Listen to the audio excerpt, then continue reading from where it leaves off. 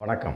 ஜவைஜட் from ஜவாதுவட்டிப்புதூர் power writer அப்படிங்கிற YouTube channel மூலமாக உங்களை மீண்டும் சந்திப்பு ரொம்ப மற்றற்ற மகிழ்ச்சி.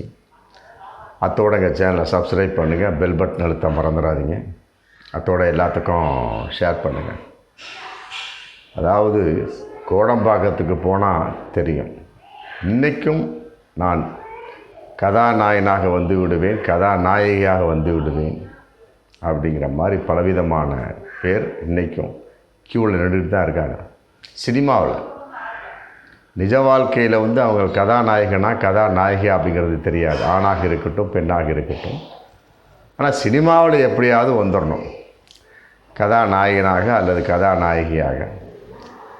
வடபழனி கோடம்பாக்கம் இந்த பக்கமெல்லாம் போனோம்னா இன்றைக்கும் ஏகப்பட்ட பேர் கையில் ஸ்கிரிப்டை வச்சுக்கிட்டு, மற்றபடி பல டைரக்டரை பார்த்துக்கிட்டு, தயாரிப்பாளரை பார்த்துக்கிட்டு, சைடில் வேலை செஞ்சுக்கிட்டு, சில பேர் தன்னுடைய இளமையை தொலைத்து விட்டு, எவ்வளோ பெரிய தாடி இருக்கும், தொலைத்து விட்டு, என்னப்பா நான் 30 வருஷமாக ட்ரை பண்ணிகிட்ருக்கேன், இது வரைக்கும் ஒரு படத்தோடு நடிக்கவே கிடையாது, நான் வந்தேன்னா கதாநாயகியாக தான் வருவேன், கதாநாயகனாக தான் வருவேன். அதே மாதிரி தன் இளமையை தொலைத்த பல பெண்களும் இருக்கிறாங்க. என்ன நம்ம கதாநாயகியாக வரேன்னு ஊரை விட்டு வெளியே வந்து என்ன ஆச்சு? போயிட்டுருக்குறானுங்க. ஆமாம், பல பேர் வந்து பலவிதமான சான்ஸு, மேக்கப் டெஸ்ட் எல்லாம் எடுத்தாங்க. இருந்தாலும் அப்படியே எந்த நேரத்தையும் சான்ஸ் வரலாம்னு சொல்லி போட்டு ரூம் போட்டு கோடம்பாக்கத்தில் இருந்துக்கிட்டு இருக்கேன். சரி, உனக்கு என்னம்மா வயசு? நான் 35 வயசாச்சு. இளமை போச்சு. மினிமம் ஒரு பெண்ணுக்கு வந்து கல்யாணம் அப்புறம் குழந்தை குட்டி அப்படின்னா ஒரு மினிமம் இந்த 23, 25 அவ்வளோதான். 35 வயசில் அந்த பெண் வந்து கதாநாயகியாக மாறி சம்பாரித்து அப்புறம் என்னத்தை புருஷன் கட்டுறது, புள்ள பார்க்குறது, அதெல்லாம் ஒன்றுமே கிடையாது. இதில் வந்து பெற்றோர்கள் வந்து உஷாராக இருந்திருக்காங்க பல பெண்கள் வகையில், ஆண்கள் வகையில் இல்லை, பெண்கள் வகையில்.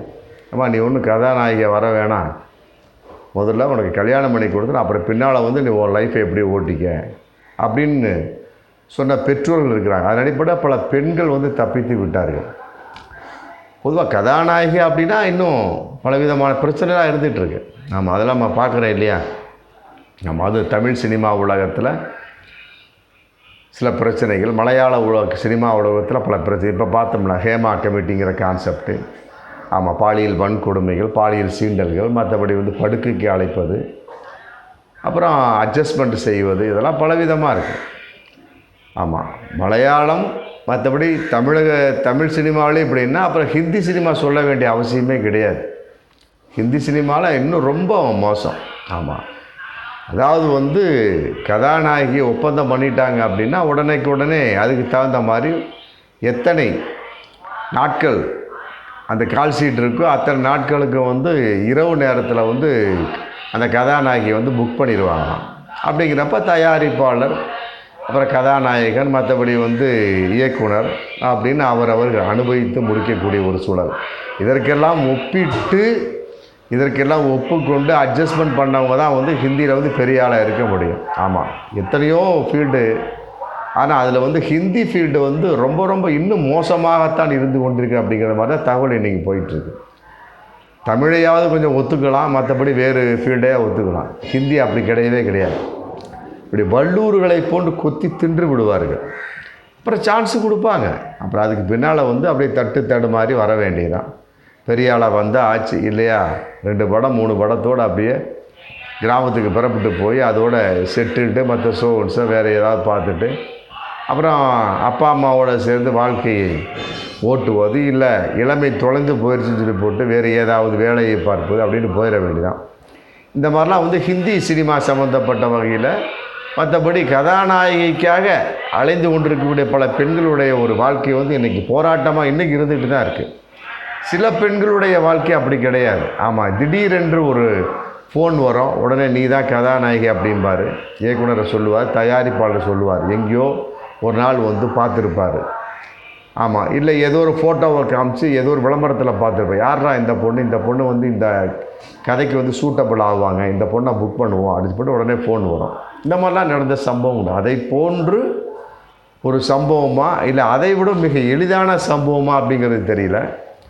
இந்த கும்பமேளா நடந்துருக்கு பார்த்தீங்களா, இந்த உத்தரப்பிரதேச திரிவேணி சங்கமம் அமிர்த ஸ்நானம் சொல்லி போட்டு நடந்துகிட்டு இருப்பாங்க. அதில் வந்து ஒரு பெண், அதாவது மத்திய பிரதேசத்தை சேர்ந்த இந்தூர் அந்த ஊரை சேர்ந்த ஒரு பெண் வந்து சும்மா ஊசி பாசி ருத்ராட்ச மாலை விற்றுட்டு இருந்திருக்கான் ஒரு பெண். அது பார்க்க வந்து ரொம்ப அழகாக வித்தியாசமாக, குறிப்பாக கண்கள் உதடுகள் முகமெல்லாம் பார்த்த உடனே அங்கே இருக்கக்கூடிய மக்களுக்கே பிடிச்சிருச்சு.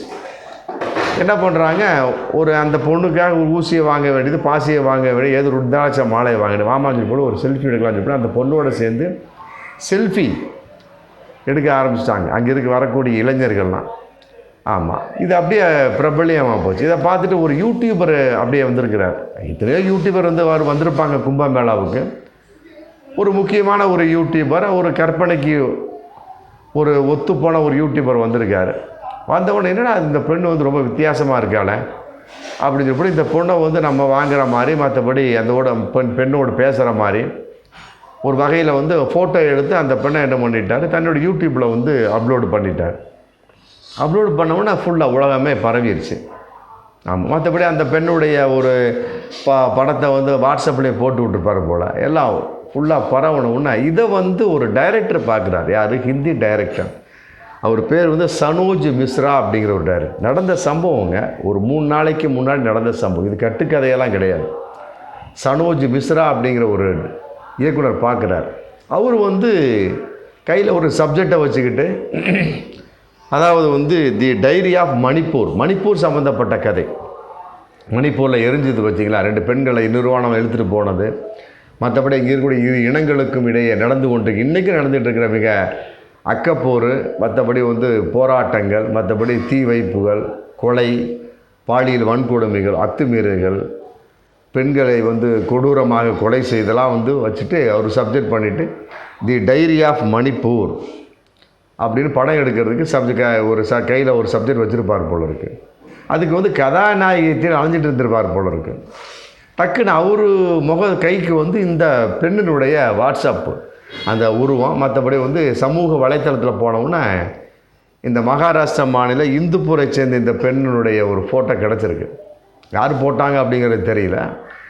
ஒரு எதேர்ச்சியாக பார்க்கக்கூடிய இந்த பெண் வந்து நம்ம பண்ணக்கூடிய தி டைரி ஆஃப் மணிப்பூருக்கு பொருத்தமான கதாநாயகி தெரிகிறாள், டக்குன்னு எதனா இப்போ கிளிக் பண்ணிடுவோம், இல்லை யாராவது வந்து சுட்டுட்டு போயிடுவாங்க, அப்புறம் நம்ம 2வதாக புக் பண்ண முடியாது. இப்படி என்ன பண்ணோம், உடனே அந்த பெண்ணுடைய ஒரு கிராமத்து விலாசத்தை பார்த்து என்ன பொசிஷன் பார்த்து கும்பமேளாவுக்கு போகக்கூடிய சமயத்தில் அங்கே இருக்கக்கூடியவங்க சொல்லிடுறாங்க, இந்த பொண்ணு வந்து ரொம்ப அழகான பொண்ணாக இருக்குது, நல்லா ஏகப்பட்ட பேர் வாங்கினவங்க எல்லாமே வந்து அந்த பொண்ணோட சேர்ந்து செல்ஃபி சொல்லி எடுத்து அந்த பொண்ணவே கிராமத்துக்கு அனுப்பிச்சிட்டாங்க. அந்த பொண்ணே ஒரு வெக்ஸ் ஆகி மனசுக்கு ரொம்ப இவ்வளோ இதாக போச்சுன்னு சொல்லி போட்டு அந்த பொண்ணே வந்து கிராமத்துக்கே போயிட்டாங்க, வியாபாரத்தை விட்டு போட்டு. அதனால் இது போல் அந்த வியாபாரம் அந்த கிராமத்தினுடைய அட்ரஸை கொடுத்துருப்பாங்க போல இருக்கும்.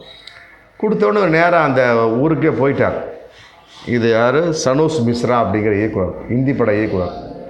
போய் வந்து உடனே அந்த பொண்ணிட்ட விளக்கமெல்லாம் பேசி இந்த மாதிரி கதை இருக்கவன் நீ தான் கதாநாயகன் நடிக்கணும் அப்படின்னு சொல்லி போட்டு 21 லட்சம் ஸ்டார்டிங்கில் 21 லட்சம் கொடுத்து அந்த பெண்ணுக்கு வந்து சம்பளத்தை பேசி 1 லட்ச ரூபா அட்வான்ஸு கொடுத்துட்டு வந்து நீ உடனே மும்பைக்கு வாமான்னு சொல்லி போட்டு சொல்லிட்டு வந்துட்டார். எப்படி பாருங்க, இன்றைக்கி வந்து அந்த பெண் வந்து மும்பைக்கு எந்த நேரத்திலும் விரையக்கூடிய ஒரு தன்மை, அந்த அளவுக்கு ஒரு மிகப்பெரிய அதிர்ஷ்டமான ஒரு வாய்ப்பு. சரி, அந்த பெண்ணுக்கு என்ன பேர் அப்படின்னா, அந்த பேரோட உண்மையான பேர் என்னன்னு தெரியல. எல்லாருமே பார்த்தோன்னே அந்த பொண்ணை பார்த்தோன்னே மோனலிசா மாதிரி இருந்திருக்கு அப்படிங்கிற ஒரு மனப்பக்குவம் வந்திருக்கு. உடனே அந்த பொண்ணுக்கு எல்லாருமே மோனலிசா போஸ்லே அப்படின்னு பேர் வச்சிட்டாங்க, மோனலிசா போஸ்லே. அதே பேரில் தான் வந்து தி டைரி ஆஃப் மணிப்பூர் அந்த பொண்ணு நடிக்க போகிறான். இன்றைக்கி வந்து கதாநாயகி அந்தஸ்துக்கு உயர்ந்துட்டான் அந்த பொண்ணு. ஒரு சாதாரண ருத்ராட்ச மாலை வித்த ஒரு பெண். பாருங்கள் எப்படிலாம் ஒரு அதிர்ஷ்டம் பொத்துக்கிட்டு வருது பாருங்கள். இதுக்கு பேர் தான் சொல்லுவாங்க கிராமத்தில், அதிர்ஷ்டமா அப்பா தெய்வம் கொடுத்தா கூரையை பிச்சுக்கிட்டு கொடுக்கும்பா அப்படிம்பாங்க. அதே தான் இது, தெய்வம் கொடுத்த மிகப்பெரிய ஒரு வாய்ப்பு. அந்த பொண்ணு எத்தனை வருஷமாக அப்படி காத்துட்டு இருந்தா அப்படின்லாம் கிடையவே கிடையாது. சும்மா ஊசி பண்ணி பாசி ருத்ராட்ச மாலை விற்க வந்த கும்பமேளாவில் கும்பமேளா விற்க வந்த அந்த பெண்ணுக்கு எப்படிலாம் ஒரு கதாநாயகி வாய்ப்பு பாருங்கள். அப்புறம் அந்த சனீஷ் மிஸ்ரா டைரக்டர் வந்து பேட்டி கொடுத்துருக்கிறார். அந்த பொண்ணுக்கு வந்து நடிப்பு சொல்லி கொடுக்கப்படும், எப்படிலாம் நடிக்க வேண்டும் என்று சொல்லி கொடுக்கப்படும். நான் நடிப்பதில் அந்த பொண்ணு தான் அந்த இது படத்துக்கு கதாநாயகி. தி டைரி ஆஃப் மணிப்பூர் அது போட்டு இன்றைக்கி விளம்பரப்படுத்தி எந்த நேரத்திலும் ஷூட்டிங் நடைபெறலாம் அப்படிங்கிற ஒரு சூழலை பாருங்கள். கோடம்பாக்கத்தை எத்தனையோ பேர் எப்படிலாம் அலைஞ்சு திரிஞ்சுக்கிட்டு பைத்தியகாரத்தனமாக இருந்துகிட்ருக்காங்க.